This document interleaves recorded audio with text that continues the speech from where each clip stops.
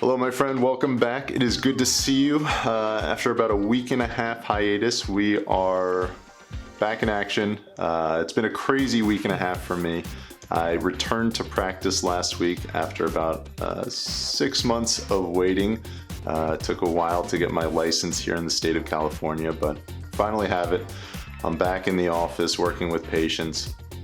And on top of that, last week I had family in town, so I was unable to get a video up and out for you guys, but I'm going to try to do it every single week and probably put videos out on the weekend because I'll be in the office during the weekdays. So just keep an eye out for that. Little changes here, but we are still going to continue to pump out content and give you as much information as we possibly can for free on this YouTube channel. So if you haven't done so already, make sure you hit the subscribe button and stay tuned for more kettlebell content for MMA, jiu-jitsu, any and all combat sports to better your performance and improve what you're doing to make it safer and more effective at home.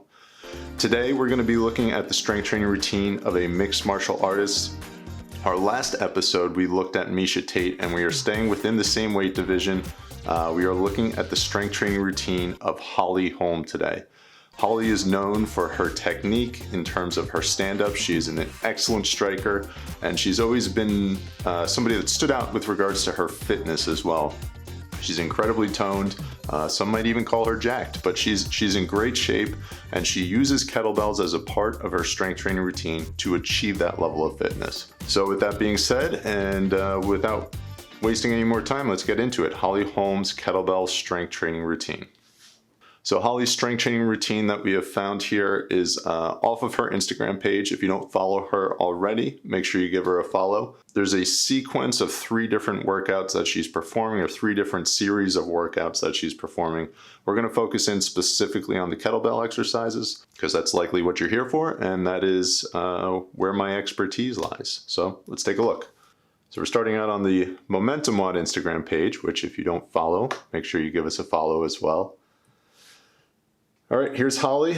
We're starting things off. We are in the gym, double kettlebell work, so we're looking at a little bit more of an advanced movement. She's double cleaning the bells to a front rack position, and we're looking at it from a side view. So before we even delve into what the specific exercise is, I want you to note a couple of things when we're looking at Holly here.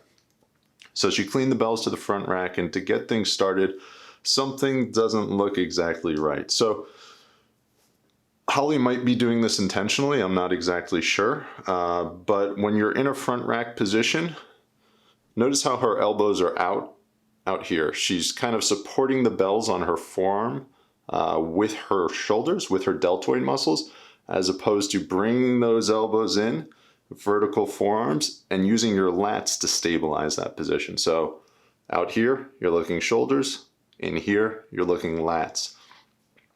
So I would change that about the way she's approaching just the setup of this movement to start with. It's not a huge deal as long as you're conscious of what you're doing through that movement, but if we're looking at proper technique, front rack, you want those elbows in and those lats packed. Let's keep it moving. So as Holly's descending into this movement, there's something that's fairly obvious right off the bat, and that's that she's bouncing at the bottom of every repetition.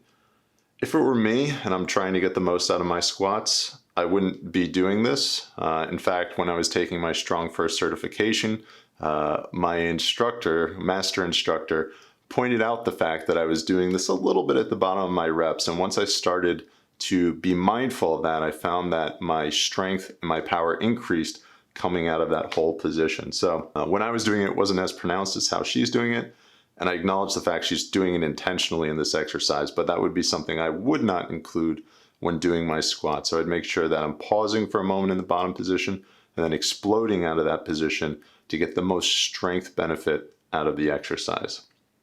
Now we're moving to a inverted goblet single leg hack squat, I would call it, or split squat. This is a super challenging exercise. I like the fact that she's incorporating one-legged movements into her routine. As an athlete, it's going to provide you with a significant amount of benefit for stabilization and just to be more dynamic. You don't always want to do things symmetrically, and I like the fact that she's doing this with that in mind. So the next kettlebell exercise, I've seen Holly do this, or we will see Holly do this in her next workout routine as well. She calls this a squat to press or something like that. It's almost like a combination of a squat, a swing, and an overhead press.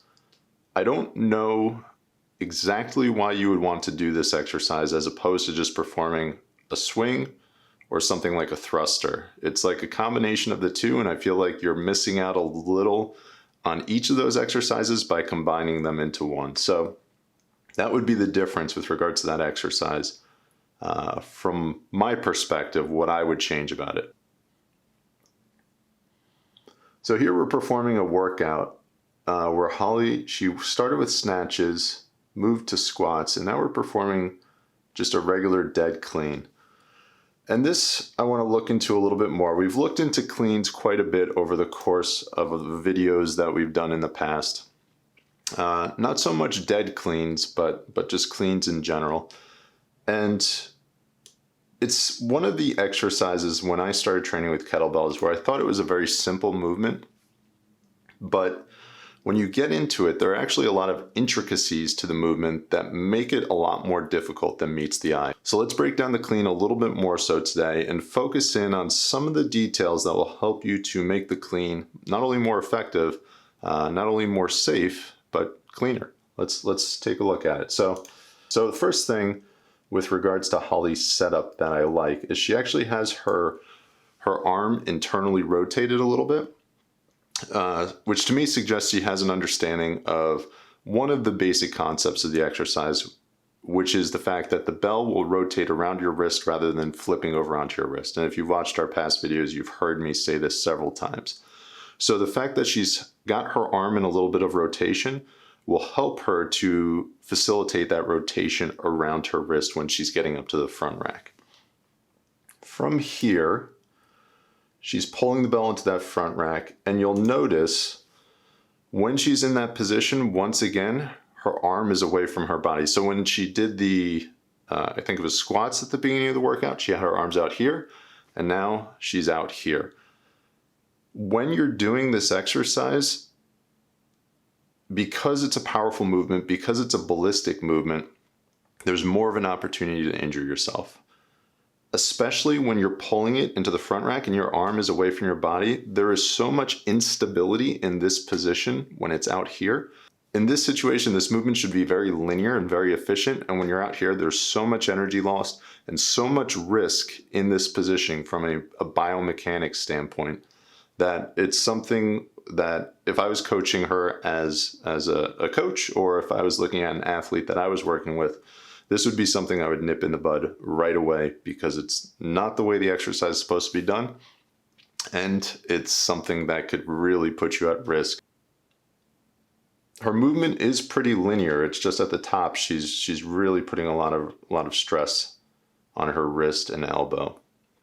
And you can see it's a little squirrely when she gets to the top. There's some instability there. So we're moving back to this squat to swing press thing at the end here. It looks like an exercise that she probably includes in her programming quite a bit. But yeah, once again, I would switch that out. I would just perform, if you're trying to get like an overhead pressing movement that incorporates a squat thruster is a great exercise. It's momentum driven, but it's going to include stability and strength at the same time. So I would move more in the direction of that based on what I'm seeing here. Or like I said, just standard two-arm swings are going to be a great exercise for power, endurance, stability. It's an exercise that pretty much does everything.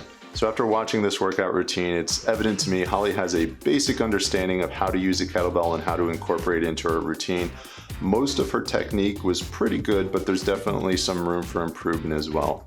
If I was coaching her, I would make those small changes that I referred to make her training more effective and more safe, so she doesn't risk injuring herself through the process of incorporating this amazing implement in her strength training routine. You know, with kettlebell training, there is a little bit of a learning curve. So it's important that if you don't have an understanding or you don't feel like you're performing certain movements correctly, you regress them back to more easier variations so you can get the most out of the exercises and gradually progress to more difficult exercises. With all that being said, guys, I am checking out for the day. I've had fun doing this video as always. I hope you've enjoyed it as well. If you have, as is always the case, make sure you hit the subscribe button. Give me a thumbs up, leave me a comment below. If there's some video you've come across online, somebody whose technique you want me to critique, let me know who it is. Tell me who I should be taking a look at next. Make sure you head over there before I forget. We got a free 7-day trial of kettlebell performance training for combat sports, so if you haven't taken advantage of that, do so. We also have a promo going on right now for the beginning of 2022 where we have $40 off our premium subscription. It's the lowest price it's ever been.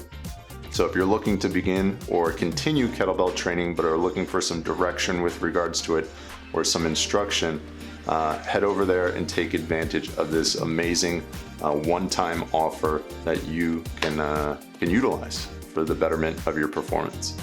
All right, guys. I am checking out. I will catch you next time. It's been my pleasure. Dr. Brandon Osborne from Momentum WOD. I will see you then.